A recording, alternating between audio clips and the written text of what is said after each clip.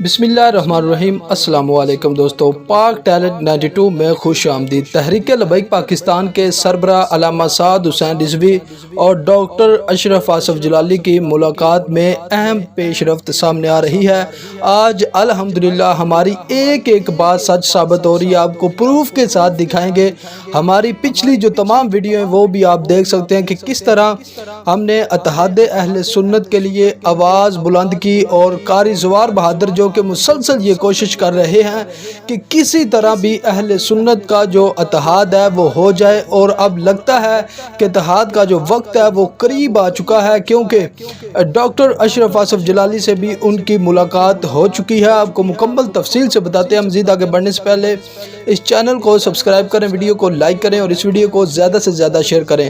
جی ناظرین، آپ جانتے ہیں کہ علامہ سعد حسین رضوی سے قاری زوار بہادر نے ملاقات کی تھی۔ آپ سکرین پر یہ مناظر دیکھ سکتے ہیں، اور ہم نے آپ کو بتایا تھا کہ اگلی جو ملاقات ہے یہ ڈاکٹر اشرف جلالی سے ہونے جا رہی ہے۔ اور ناظرین، یہ ملاقات جو ہے وہ ہو چکی ہے، اور ملاقات میں کون سی باتیں ہوئی ہیں وہ بھی آپ کو ساتھ ساتھ بتاتے جائیں گے، اور آپ کو یہ بھی بتاتے جائیں کہ اصل میں تحریک لبیک پاکستان اگر تمام اہل سنت والجماعت، اہل سنت کی جتنی بھی جماعتیں ہیں ان سے اگر اتحاد ہو جاتا ہے تو کسی کی ہمیں ضرورت ہی نہیں، کیونکہ آپ جانتے ہیں کہ تقریباً 80% پاکستان میں اہل سنت رہتے ہیں، اور ان تمام تر کا جو ووٹ ہے اگر تحریک لبیک پاکستان کے کھاتے میں آتا ہے تو تحریک لبیک پاکستان کو الیکشن جیتنے سے کوئی بھی روک نہیں سکتا۔ اور علامہ سعد حسین رضوی نے بھی واضح طور پر یہ پیغام دیا ہے کہ مذہبی جو جماعتیں ہیں ان کے ساتھ اتحاد ہو سکتا ہے، لیکن کسی صورت جو پی ٹی آئی ہے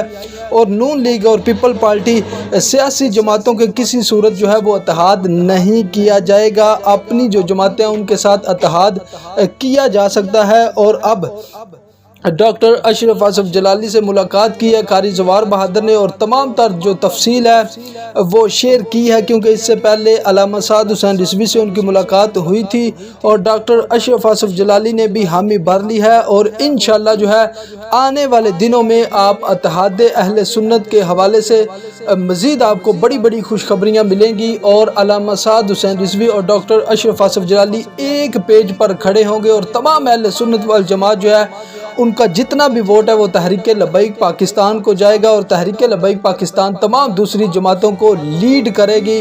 تو ناظرین، جیسے اپڈیٹ ملتی رہے گی آپ کے ساتھ شیئر کرتے رہیں گے۔ اللہ حافظ۔